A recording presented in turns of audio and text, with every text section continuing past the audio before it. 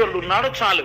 ఇప్పుడు ఇలా అంటావు, నిజంగా రేపు నేను వేరొక స్త్రీని వివాహం చేసుకుని ఆమె వలన నాకు బిడ్డలు కలిగితే నీ యందు అసూయ ప్రబలుతుంది, పెద్ద గొడవలవుతాయి, మనశ్శాంతి పోతుంది, శాంతి లేని చోట ఈశ్వరోపాసన ఉండదు, కాబట్టి నేను పెళ్లి చేసుకోనన్నాడు. ఆవిడ చచ్చిపోతానన్నంత హఠం చేసేసి, నువ్వు చేసుకుని తీరవలసిందే. ఆవిడ మాట కాదనలేక ఆవిడ చెల్లెల్ని వివాహం చేసుకున్నాడు. ఆ చెల్లెల్ని వివాహం చేసుకున్నాడు, ఆమె పేరు గుష్మ. గుష్మ అనబడేటటువంటి స్త్రీని వివాహం చేసుకున్నాడు. సంతోషంగా కాలం గడుస్తోంది. ఆవిడకి ఒక లక్షణం ఉంది, ఏది ఇంట్లో జరిగినా ముందు అక్కగారికే చెప్పేది. భర్త కూడా పెద్ద భార్యని గౌరవించి మసలుతున్నాడు. ఆవిడ ప్రతిరోజు కూడా 101 పార్థివలింగములకు అర్చన చేసేది. అర్చన చేసి పూజ అయిపోయిన తర్వాత 101 శివలింగాల్ని తీసి ఒక సరోవరంలో కలుపుతూ ఉండేది ఆవిడ. అందుకని ఈయన మీరు అనుకున్నా పెద్ద దోషం ఏం లేదు, ఒక విశాలమైన సరోవరం కలుపుతూ ఉండేది. ఇలా ఆవిడ 3 సంవత్సరములు 101 శివలింగాల్ని ఆరాధన చేసింది. ఇప్పుడు ఆవిడ చేసిన శివ పూజ వలన ఆయనకి కూడా నాన్న అని పిలిపించుకునే అదృష్టం వచ్చి ఒక చిత్రం జరిగింది. అంటే 101 శివలింగాల్ని 30 రోజులు పూజ చేస్తే 30 రోజులు పూజ చేయడానికి ఒక స్త్రీకి అధికారం ఉండదు, కాబట్టి కొద్ది రోజులు తగ్గితే దగ్గరగా 3000 దగ్గరలో అవుతాయి. 3 ఏళ్లు పూజ చేస్తే ఇంటూ 36, మామూలుగా అయితే 1,09,080 శివలింగాల్ని పూజ చేయాలి. అంటే దగ్గరగా 1,00,000 పూర్తవగానే ఆవిడ గర్భాన్ని ధరించింది. అంటే అంత పాపం ఇంత అర్చనతో పూర్తయింది, విరిగిపోయింది. ఇప్పుడు ఆవిడ 3 సంవత్సరముల తర్వాత గర్భం ధరించి పండులాంటి మగపిల్లాన్ని కంది.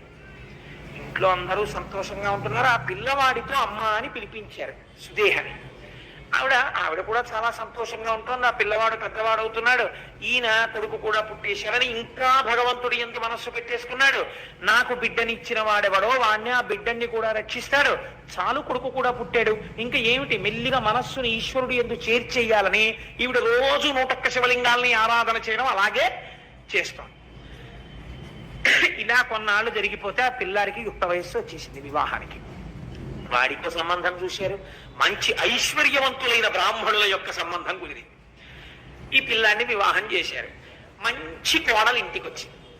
ఇక్కడ ఒక చిన్న ఇబ్బంది వచ్చింది. వీళ్ళైతే ఈవిడ్ని గౌరవంగా చూశారు, కానీ వియ్యాల వారం ఒకరు ఉన్నారు కదా, వారు సహజంగా ఎవరిని ఎక్కువ గౌరవిస్తారు? ఆ పిల్లవాడి యొక్క సొంత తల్లి, కన్న తల్లి ఎవరో ఆవిడికి పెద్దపీట వేశారు వాళ్ళు. వియ్యపు వారలు వారల వియ్యంబులు గుష్మనెంత వేడుక చూడం, కొయ్యతనంబుల నొర్వక గయ్యాలి సుదేహం ఎండుగా తపించన్. మా వియ్యపురాలు అని గౌరవం ఇచ్చి ఎంతో ప్రేమగా చూసి అన్నింటికి మా వియ్యపురాలని ఈవిడ్ని పిలిచేవారు.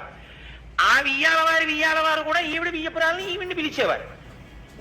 ఎంతైనా నేను వియ్యపురాలని కాను, కన్న తల్లి కాబట్టి అదే వియ్యపురాలు, చూశావా నేను కాలేకపోయానన్న కక్ష పెరిగిపోయింది. అసూయ ప్రబలడానికి ఇది హేతువైనది. ఇంత కష్టపడ్డా. ఒకరోజు కొడుకు కోడలు ఒక పాన్పునందు శయనించి ఉన్నారు. శయనించి ఉండగా ఈవిడ అసూయ రోజు రోజుకి పెరిగింది. నా చెల్లెలైనటువంటి గుష్మకి ఇంత గొప్పగా ఆదరణ కలగడానికి కారణమేమి? ఆవిడ శివ పూజ అని ఈవిడ గుర్తించలేకపోయింది. ఆవిడ అనుకుంది ఒక కొడుకు ఉండడమే, ఆ కొడుకే లేకపోతే ఇంత ఆనందంతో ఉన్నటువంటి చెల్లెలు కళ్ళ వెంట నీటిధారలు కారుతుండగా గుండెలు బాదుకుని ఏడిస్తే తప్ప నా అగ్నిహోత్రం చల్లారదు అని ఒక రాత్రి వేళ భార్యతో కలిసి నిద్రపోతున్నటువంటి పిల్లవాడి గదిలోకి వెళ్ళి ఒక కత్తితో ఆ పిల్లవాడిని పొడిచి చంపేసి ఆ పిల్లవాడి శరీరాన్ని కోసేసి ముక్కలుగా కోసేసి ఇవన్నీ కలిపి మూట కట్టింది. అంటే ఎంత భావనా వ్యగ్రతని పొందేసిందో చూడండి. ఇంకా ఇవి మూట కట్టి తీసుకెళ్ళి రోజు శివార్చన చేసి నీటిలో కలుపుతుంది కదా, దీని బతుకు బయటికి రావాలని తీసుకెళ్లి ఆ శివలింగాల్ని కలిపే చోట నీళ్లలో ఈ శరీరం ముక్కలు పారేసింది. తెల్లవారింది. పాపం ఆ పిల్ల ఇంకా చిన్నపిల్ల, కోడలు అష్టవర్షేత్ భవేత్ కన్యా అని కదా, ఏదో 12 ఏళ్ళు ఉంటాయేమో, 13 ఏళ్ళు, గుర్రు పెట్టి నిద్రపోతోంది శుభ్రంగా చక్కగాను. తెల్లవారింది, లేచింది. ఈలోగా తెల్లవారకట్ట లేచి నదీ తీరానికి వెళ్ళిపోయాడు. ఆయన సంధ్యావందనం చేసుకుని ధ్యానం చేసుకోవడానికి గుళ్ళో. ఈవిడేమో కూర్చుని 101 లింగాల్ని అర్చన చేస్తోంది. ఆ పిల్ల నిద్ర లేచి చూసింది. తన ఒంటి మీద పక్క మీద నెత్తురు అట్టలు కట్టేసింది. తన భర్త శరీరంలో కొన్ని భాగాల యొక్క ముక్కలు మంచం మీద పడున్నాయి. ఆవిడిది చూసి గొల్లు గొల్లు గొల్లు గొల్లుని ఏడుస్తోంది కోడలు. సుదేహ గబగబా లోపలికి వెళ్ళి చూసి, అయ్యో కొడుకు పోయాడమ్మా అని ఈవిడ కూడా ఏడుస్తూ ఈ గుష్మ ఏడవదే అని చూస్తోంది.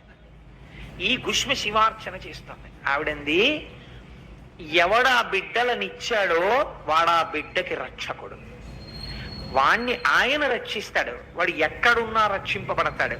వాణ్ణి కోసినా కాల్చినా చంపినా వాడు బ్రతికి తీరుతాడు. వాడు రక్షిస్తుండగా నేను వీడి పూజ ఎందుకు ఆపాలి? నేను వీణ్ణి నమ్మి ఈ పూజ చేస్తానని 101 శివలింగాలకి పూజ చేసి 101 శివలింగాల్ని, ఆ పార్థివలింగాల్ని తీసి నూతిలో వేద్దామని వెళ్ళింది. నూతిలో వేద్దామని వెళ్ళి శివలింగాల్ని వేసి చూసేటప్పటికి కొడుకు శరీర భాగాలు నీటి మీద తేలుతూ కనపడ్డాయి. చిత్రం ఏమిటో తెలుసా అండి? ఆవిడ ఏమీ అనలేదు. చాలా మంది దీన్ని మార్చి రాశారు. మూలంలో అలా లేదు. ఆవిడ మనస్సులో ఏ అక్కసు కలగలేదు. ఒకవేళ ఒక చెట్టు నీళ్లు పోస్తే తాను ఒక మొగ్గ వేసింది, ఆ చెట్టే దాన్ని పువ్వు చేసింది. ఆ చెట్టే మరునాడు ఉదయం తన పాదాల దగ్గరికే ఆ పువ్వుని విడిచిపెట్టేసి తొడిమ నుంచి తన కాళ్ళ దగ్గర పడిపోయేటట్టు చేసింది. నా శంకరుడు నా ఇంట పువ్వు పూయించి తన పాదాల దగ్గరే ఇలా తీసుకుని ఉంటే నేను దాన్ని అడగను. ఈశ్వరుడు తీసుకెళ్ళిపోవాలని సంకల్పం చేస్తే నాకు ఆమోదయోగ్యమే అని వెళ్ళిపోతాను. ఈ శివుడు తట్టుకోలేకపోయాడు. అది విచిత్రం. ఈ భక్తిని శివుడు భరించలేకపోయాడు. భరించలేక అమ్మా అమ్మా అంటూ పిల్లవాడు వచ్చేసాడు. వచ్చేసి వాడు అన్నాడు, ఈవిడ అడగలేదు. వచ్చి, అమ్మా నన్ను పెద్దమ్మ చంపేసిందమ్మా, కత్తి పెట్టి పొడిచిందమ్మా, నాకు తెలివి వచ్చేటప్పటికి ఇంకా పొడి చేసింది, నా శరీరాన్ని కోసి తెచ్చి ఇందులో పారేసిందమ్మా, పెద్దమ్మ చంపింది, శివుడు బతికించాడమ్మా నన్ను నీ పూజకి అన్నాడు.